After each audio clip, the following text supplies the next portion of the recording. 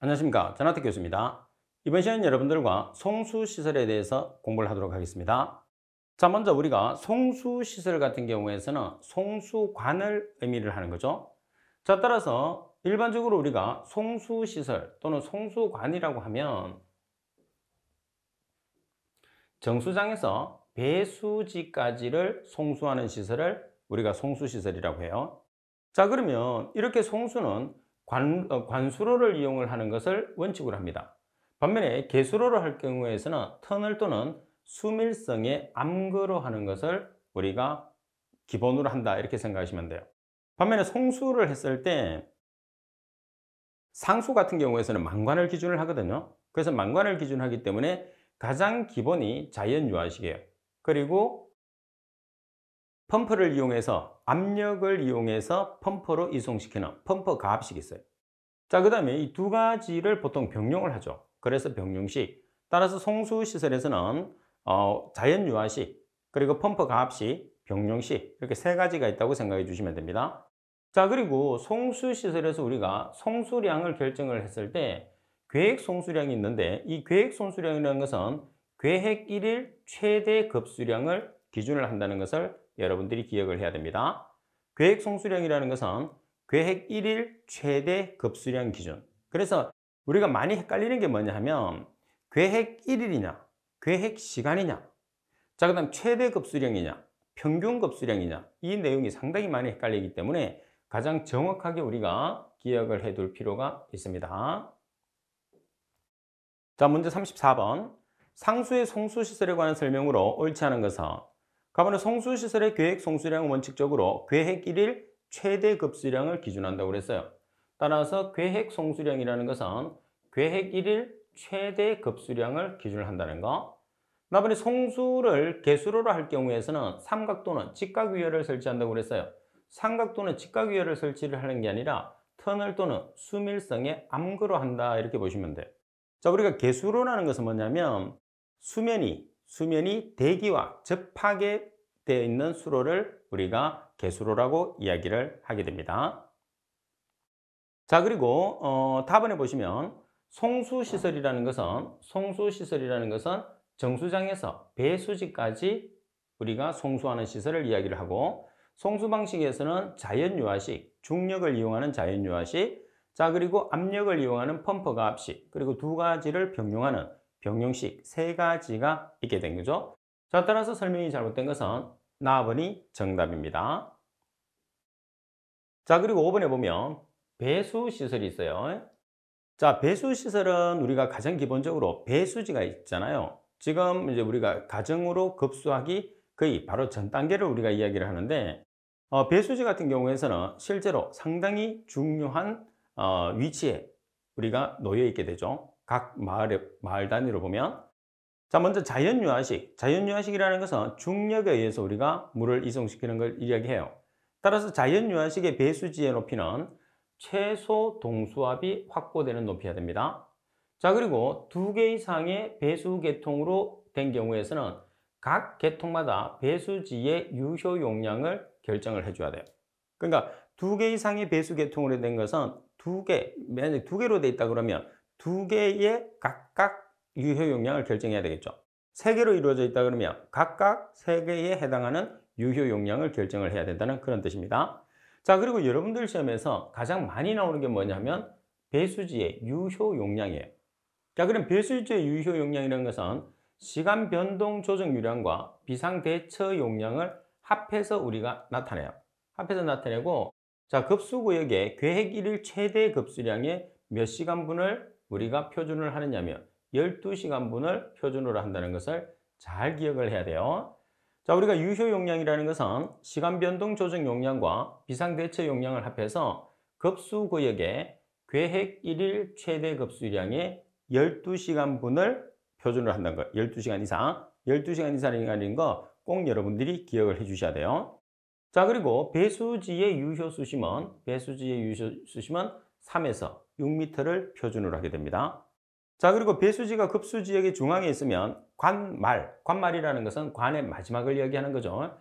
관말까지의 배수관의 연장이 짧아서 관경을 작게 하여도 된다. 자, 그 다음에 배수지에서 최소 동수압은 얼마 정도가 돼야 되느냐 하면 1.5kg/제곱센치가 돼야 돼요. 반면에 킬로파스칼로 나타내게 되면 150kPa이 되는 거죠. 따라서 여러분들이 여기서 일반적으로 kg/제곱센치라는 단위와 킬로파스칼의 단위는 얼마 차이가 나와 있느냐 하면 100배 차이가 나요. 그래서 100배만큼 여러분들이 kg/제곱센치에 곱하기 100을 하시게 되면 킬로파스칼이 돼요. 반면에 킬로파스칼에서 100을 나눠주게 되면 뭐가 되느냐 하면 kg/제곱센치가 된다는 거죠. 그래서 두 개의 값 자체가 100배가 차이 난다는 것을 꼭 기억하세요. kg/제곱센치에다가 곱하기 100을 하면 킬로파스칼에 100을 나눠주게 되면 kg/제곱센치. 그러면 굳이 여러분들이 kg/제곱센치나 킬로파스칼이라는 단위를 두 가지를 같이 기억할 필요는 없어요. 두 개 중에서 여러분들이 기억하기 쉬운 한 개로 기억을 해 놓으시면 됩니다. 자, 그리고 최대 동수압은 4kg/제곱센치. 다시 말해서 400kPa이 되는 거죠. 최소 동수압은 1.5가 됩니다. 반면에 최대 동수압은 4가 된다는 거. 자, 여기서 곱하기 100을 하게 되면 킬로파스칼로 전환이 되니까 킬로파스칼에 관계되는 단위는 굳이 여러분들이 암기하고 있을 필요는 없다. 이렇게 보시면 됩니다. 자, 그리고 배수지는 부득이한 경우를 제외한 나머지 급수지역의 중앙 가까이에 설치하는 게 가장 중요합니다. 자, 그리고 고수위에서 배수지의 상부 셀레브까지는 30cm 이상의 여유를 둬야 돼요. 항상 모든 우리가 물을 가두어 두는 곳에서는 여유고를 둔다는 것을 꼭 기억을 해야 되겠고, 자, 그리고 급수관을 분기하는 지점에서 배수관의 최대 정수압은 700kPa를 초과할 수가 없어요. 자, 700kPa이라고 하면 7kg/제곱센치로 나타낼 수도 있다는 거죠. 그 다음 급수관을 분기하는 지점에서 배수관 내의 최소 동수압은 150kPa 이상을 확보해야 된다고 그랬어요. 최소 동수압은 150kPa. 그래서 지금 여기서 6번과 동일한 내용인데 킬로파스칼이 나오면 나누기 100을 하시게 되면 kg/제곱센치가 됩니다. 반면에 kg/제곱센치가 나오면 곱하기 100을 하게 되면 킬로파스칼이 나오기 때문에 여러분들이 압력에 관계되는 내용은 단위가 두 개 중에 한 개의 단위로 기억을 해주시면 간단하게 우리가 내용을 이해할 수가 있어요. 자, 그러면 문제를 보겠습니다. 상수의 배수시설이 배수지에 관한 설명으로서 옳지 않은 것은 가능한 급수지역의 중앙에 설치한다. 중앙에 설치하는 거 맞습니다. 자, 유효 수심은 2에서 4m가 아니고 얼마죠? 3에서 6m가 되니까 나번이 정답이네요. 자, 그리고 우리가 유효 용량이라고 하면 시간 변동 조정 용량과 비상 대처 용량을 합해서 급수구역의 계획 일일 최대 급수량의 몇 시간분? 12시간분 이상을 표준으로 한다고 했어요. 그래서 12시간이라는 것을 잘 기억을 해야 됩니다. 그리고 자연유화식의 배수지의 표고는 최소 동수압이 확보되는 높이한다. 따라서 정답은 나번이 정답이죠. 자, 그리고 배수탁과 고가수종 같은 경우에서는 시험에서 출제를 거의 하지 않기 때문에 여러분들이 참고적으로 보고 넘어가시면 됩니다. 자, 그리고 급수시설을 보겠습니다. 자, 급수시설을 여러분들이 보시게 되면 상수도 급수 배관의 설치 사항이에요.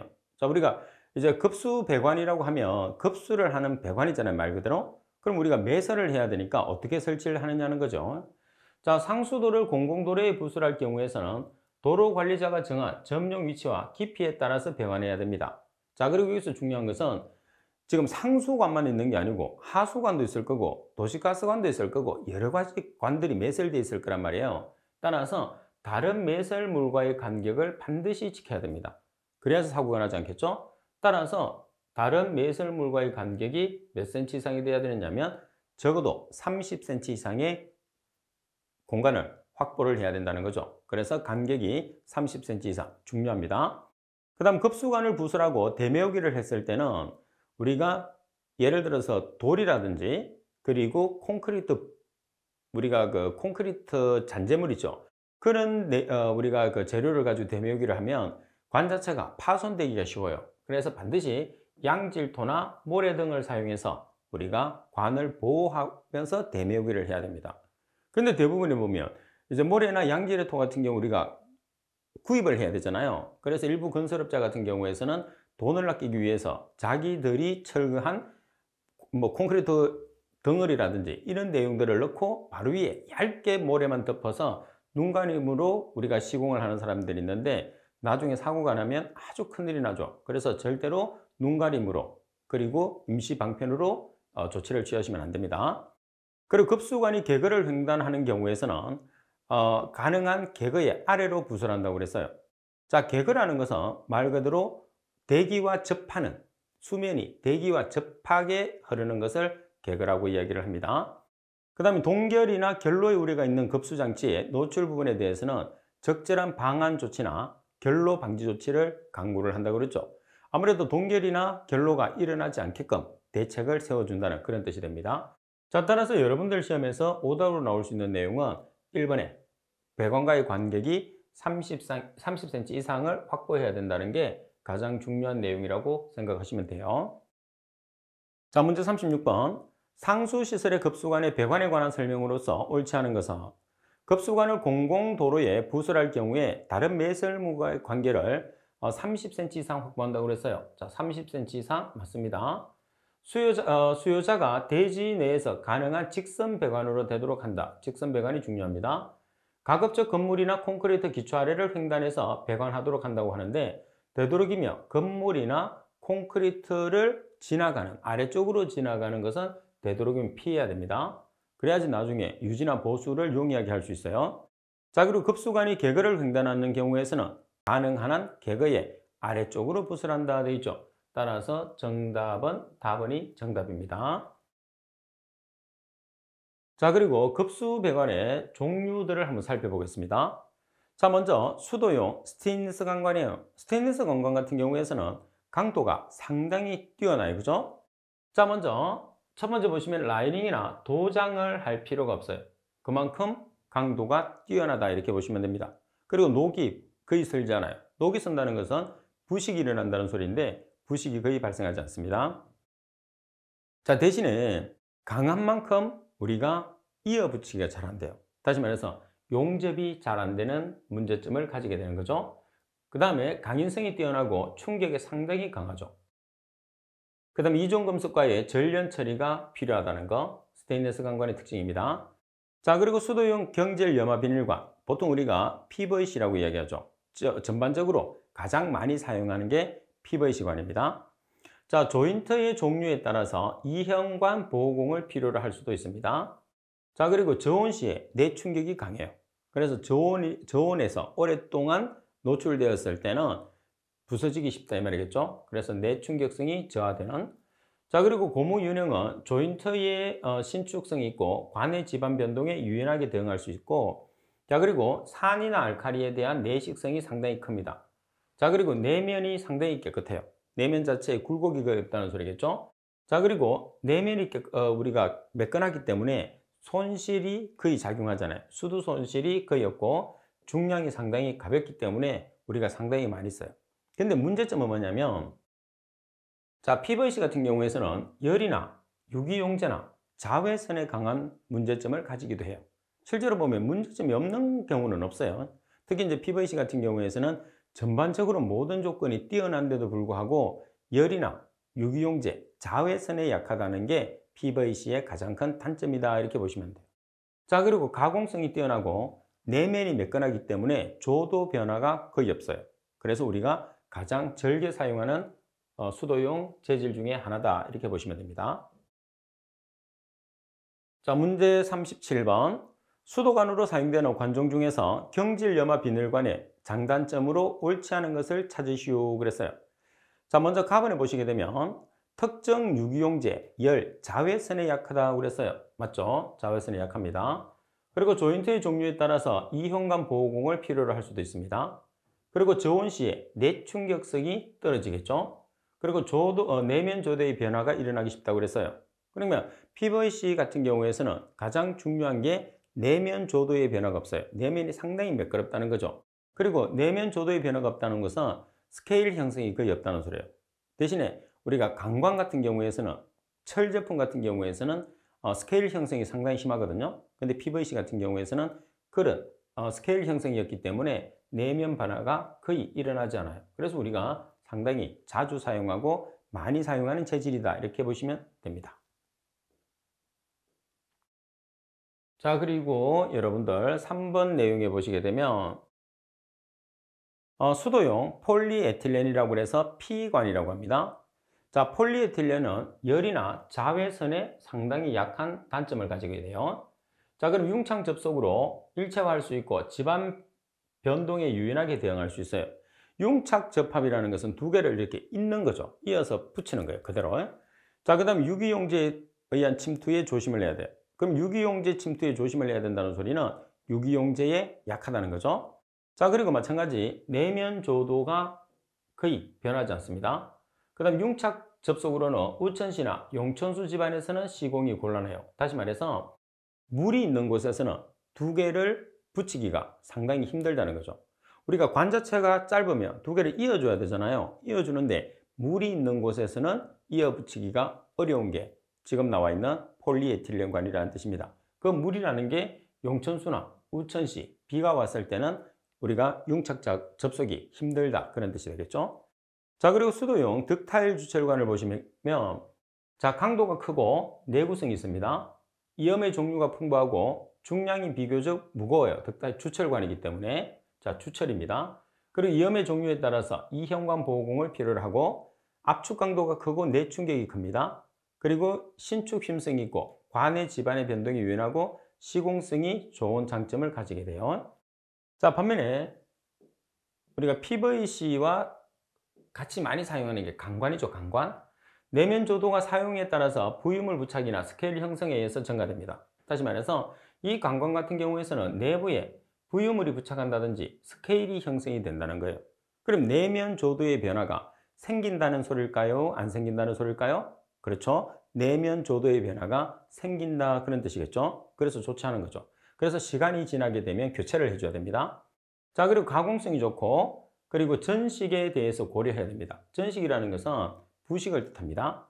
그리고 내외의 방식면이 손상되면 부식이 되기 쉽고 그리고 용접 이염은 숙련공이나 특수한 공부를 필요로 합니다. 그만큼 강관 자체는 우리가 용접을 해서 관과 관을 이어주는데 그만큼 입기가 용접 작업이 쉽지 않다 그런 뜻이 되겠죠. 자, 그리고 급수량을 계산을 해 보겠습니다. 자, 급수량 계산에서 가장 먼저 계획 1일 최대 급수량입니다. 계획 1일 최대 급수량. 자, 계획 1일 최대 급수량은 계획 1인 한 사람 1일 하루 최대 급수량의 급수 인구를 곱하여 결정해요. 자, 계획 1일 최대 급수량은 하루에 한 사람이 최대 급수량이겠죠? 하루에 한 사람에게 공급하는 최대 급수량. 거기에다가 급수 인구를 곱하면 계획 1일 최대 급수량이 되는 거예요. 자, 그럼 계획 1일 평균 급수량이라는 것은 계획 1일 평균 급수량이라는 것은 계획 1일 최대 급수량의 몇 퍼센트를 기준을 하느냐면 70에서 85%를 기준으로 하게 돼요. 자, 계획 1일 평균 급수량이라는 것은 계획 1일 최대 급수량이 있으면 그 계획 1일 최대 급수량의 70에서 85% 사이가 계획 1일 평균 급수량이다 이렇게 보시면 됩니다. 그러니까 최대 급수량의 70에서 85%가 평균 급수량이라고 생각하시면 돼요. 자, 그리고 1일 평균 급수량은 1일 평균 급수량이라는 것은 우리가 총 급수일을 기준을 하게 되면 총 급수량에서 1년은 며칠이죠? 365일. 그래서 연간 총 급수량, 연간이 들어가니까 총 급수량이라는 연간에서 365일, 1년은 365일이니까 365로 나눠준 값을 1일 평균 급수량으로 산정을 합니다. 자, 그리고 계획 1일 평균 급수량은 약품, 전력 사용량의 산정, 유지관리비와 상수도 요금의 산정 등에 주로 우리가 사용하게 됩니다. 자, 그리고 팁에 보시면 상수도 시설이 급수 장치에서 급수 방식이 있어요. 자, 어떤 형태로 급수를 하느냐. 저수조식이 있고 직결 가압식 그리고 직결 지갑식이 있어요. 그래서 저수조식 그리고 직결 가압식, 직결 지갑식 세 가지로 급수 장치에서 급수를 한다는 것도 같이 여러분들이 기억을 해 주셔야 됩니다. 자, 그러면 문제를 한번 보겠습니다. 38번에 보시게 되면 상수도 시설이 급수장치의 급수 방식과 가장 거리가 먼 것은 자, 세 가지 방법이 있어요. 첫 번째, 저수조식이 있습니다. 그리고 직결가압식이 있죠. 자, 그리고 직결지갑식이 있어요. 그래서 직결감압식이라는 거 없어요. 감압이라는 것은 뭐냐면 압력을 줄이는 것을 이야기하는 거죠. 그래서 압력을 줄여서는 우리가 급수를 할 수가 없습니다. 따라서 답은이 정답. 자, 그리고 여러분들 시험에서 상당히 잘 나오는 내용 중에 하나가 부식에 관계되는 문제가 상당히 잘 나와요. 그래서 부식은 전체적으로 우리가 두 가지로 나타내거든요. 지금 내용에 보시게 되면 자연부식이라는 게 있고 그리고 전기식 부식이라는 게 있어요. 전기식을 줄여서 전식 부식이라고 합니다. 조금 전에 나왔었죠? 그러면 종류를 자연부식과 그리고 전기식 또는 전식 부식 두 가지로 나타내는데 대부분은 자연부식이에요. 그럼 여기서 전기식이나 전식 부식은 딱 한 개가 있거든요. 뭐가 있느냐 하면 간섭이에요. 그래서 간섭에 의한 부식은 전기식 또는 전식이라고 하죠. 그래서 여러분들이 꼭 기억을 해놔야 돼요. 다음 중에서 부식의 형태가 서로 다른 것을 찾으시오. 그러면 전식의 부식 형태가 되는 간섭이 되는 거죠. 자, 그리고 또 세부적으로 들어가게 되면 자, 매크로셀 부식과 마이크로셀 부식이 있거든요. 그래서 매크로셀 부식과 마이크로셀 부식을 여러분들이 구별을 해 주셔야 돼요. 자, 먼저 매크로셀 부식 같은 경우에서는 콘크리트, 토양, 이중금속, 산소 농담이라는 통기차 여기에 의해서 발생하는 것은 매크로셀이에요. 반면에 산성 토양, 그리고 박테리아, 일반 토양, 그리고 대기 중에서 일어나는 부식을 우리가 마이크로셀이라고 그래요. 그러면 여러분들이 매크로셀 부식에 해당하는 종류, 마이크로셀에 해당하는 부식의 종류, 그리고 전기식에 해당하는 부식의 종류 이렇게 세 가지를 여러분들이 반드시 정리를 해놔야 돼요. 왜? 시험에서 자주 나오기 때문에. 그래서 자주 나오는 내용들은 여러분들이 정확하게 숙지를 하지 않으면 문제를 풀 때 너무 헷갈린단 말이에요. 문제가 풀 때 헷갈리면 안 됩니다. 그래서 꼭 정리를 해놓고 대표적인 문제가 39번에 있어요. 자연부식 중에서 매크로셀 부식에 해당되는 것은 어느 것인가 이렇게 나왔어요. 자, 매크로셀 부식을 찾는 거죠. 그럼 매크로셀 부식은 여기 보시게 되면 콘크리트, 토양, 이중금속, 산소농담 또는 통기차라는 게 있어요. 그러면 여기서 상소농담이라는 통기차가 뭐가 되는 거죠? 매크로셀이 되는 거예요. 자, 반면에 간섭이라는 것은 뭐죠? 전기식. 그래서 반드시 비교를 해서 여러분들이 답을 찾을 수 있게끔 준비를 해 주셔야 돼요. 자, 그리고 상수도 시설의 기타 내용에서 랑겔리어 지수, Li에 대해서 한번 살펴보겠습니다. 우리가 랑겔리어 지수라고 이야기하면 자, 물이 가지고 있는 실제 pH에서 이론적인 pH를 빼준 값을 이야기해요. 다시 말해서 실제 pH와 이론 pH의 차를 우리가 뭐라고 그래요? 랑겔리어 지수라고 그래요. 그러면 이 랑겔리어 지수 같은 경우에서는 부식성을 나타내는 거거든요. 그래서 가장 이상적인 값은 뭐냐면 이 랑겔리어 지수가 제로의 값을 가졌을 때 가장 이상적인 값, 다시 말해서 평형 상태를 나타내게 돼요. 자, 그런데 이 랑겔리어 지수가 플러스의 값과 마이너스의 값을 가질 수가 있거든요. 그래서 마이너스의 값을 가질 때와 플러스의 값을 가질 때 두 가지로 나타나는데 마이너스의 값을 가지게 되면 부식성이 증가하는 조건이 돼요. 그 다음에 플러스의 값이 증가하게 되면 CaCO3가 침적이 되거든요. 다시 말해서 CaCO3가 침적이 된다는 소리는 퇴적물이 형성이 된다는 소리입니다. 그래서 탄산칼슘의 석출이 일어나죠. 탄산칼슘이라는 게 침전물이에요. 침전물.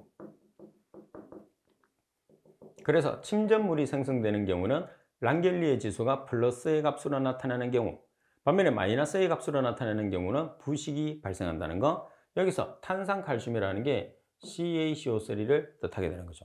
반드시 정리를 해놓아야 됩니다.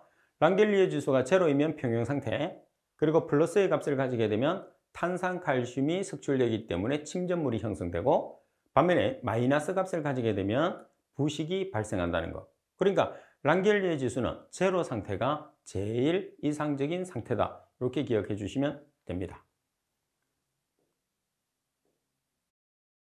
자, 다시 한 번 더 정리를 해 놓을까요? 자, 랑겔리어 지수를 봤을 때 Li라고 했을 때 제로가 되면 평형 상태를 나타내고, 자, 그리고 제로보다 커요. 제로보다 크다는 소리는 랑겔리 지수가 플러스를 가진다는 소리겠죠. 반면에 제로보다 작아요. 그러면 랑겔리 지수가 마이너스의 값을 가진다는 소리입니다. 따라서 플러스의 값을 가진다는 소리는 CaCO3가 침전이 된다는 소리예요. 그래서 너무 많이 녹아있기 때문에 과포화 상태가 되기 때문에 침전이 되는 겁니다. 따라서 침전물이 형성된다고 이야기하죠. 자, 반면에 마이너스 값이 존재하게 되면 불포화 상태라고 해서 아직까지 녹을 공간이 있는 거예요. 그래서 불포화 상태에서 뭐가 발생하느냐면 부식성이 발생된다. 부식이 일어난다. 이렇게 여러분들이 판단을 해주시면 됩니다. 자, 그리고 정수 처리 시제 랑겔리의 지수 개선을 위한 방법이 있어요. 이제 용해성 성분이 있을 때 랑겔리의 지수를 개선할 수 있는 방법은 어떤 물질을 집어넣느냐면 알칼리제를 주입을 해서 우리가 해결할 수 있죠. 따라서 중요합니다. 자, 여기서 랑겔리의 지수 개선을 위한 방법으로 알맞은 것을 찾으시오 이렇게 나오면 알칼리제 처리 이렇게. 자, 그럼 문제 40번을 보시면 정수 처리 시에 랑겔리의 개선을 위한 방법으로 알맞은 것을 찾으시오. 바로 답이 나왔어요. 뭐죠? 알칼리제 처리라고 나오죠. 자, 그리고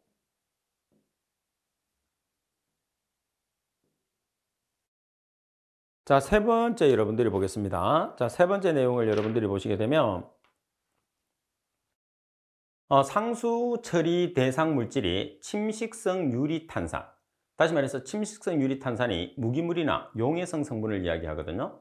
자, 유리탄산인 경우에 처리 방법을 우리가 나타내는 거예요.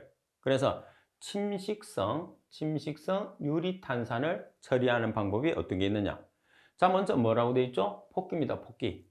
폭기라는 것은 뭐예요? 공기를 주입하는 것을 폭기라고 그래요. 자, 그 다음에 알칼리제 처리라고 하죠. 알칼리제 처리라는 것은 알칼리성 물질을 주입해서 처리하는 것을 이야기를 하는 거죠. 자, 따라서 폭기, 알칼리제 처리가 침식성 유리탄산을 제거하는 방법입니다. 자, 그리고 네 번째, 정수 처리 방법 중에서 트리할로메탄이라는 게 있어요. 그래서 트리할로메탄을 THM이라고 합니다.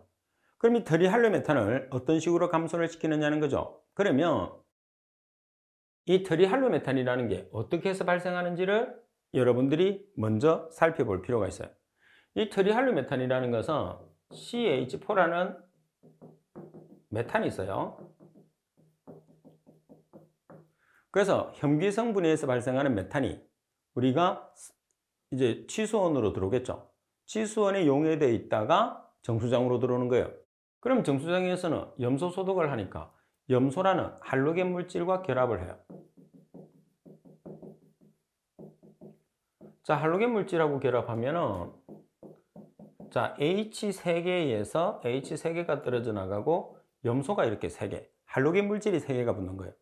자, 이 물질을 우리가 뭐라고 하면 THM, 트리할로메탄이다. 이렇게 이야기하는 거죠. 자, 그래서 트리할로메탄의 전구 물질은 뭐가 되느냐 하면 메탄이 전구 물질이 되는 거죠. 그래서 전구 물질을 처리하는 게 중요해요. 그러면 트리할로메탄을 처리하는 방법은 전구 물질이라는 메탄을 제거하는 방법이거든요. 그래서 중간 염소 처리라든지 활성탄 처리라든지 결합 염소 처리를 이용해서 우리가 제거할 수가 있습니다. 자, 그리고 다섯 번째, 중간 염소 처리에서 염소를 주입하는 위치예요. 자, 중간 염소 처리에서는 염소를 주입하는 위치가 침전지와 여과지 사이죠. 여기서 침전지와 여과지 사이라는 것은 침전지는 1차 침전지와 2차 침전지가 있어요. 그죠? 그러면 여과지가 침전지 다음에 있기 때문에 여기서 말하는 침전지라는 것은 1차 침전지를 이야기하는 게 아니고 2차 침전지를 이야기를 한다는 것을 알 수가 있죠.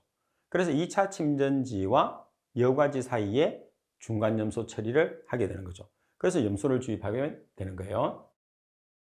자, 그러면 41번 문제를 보겠습니다.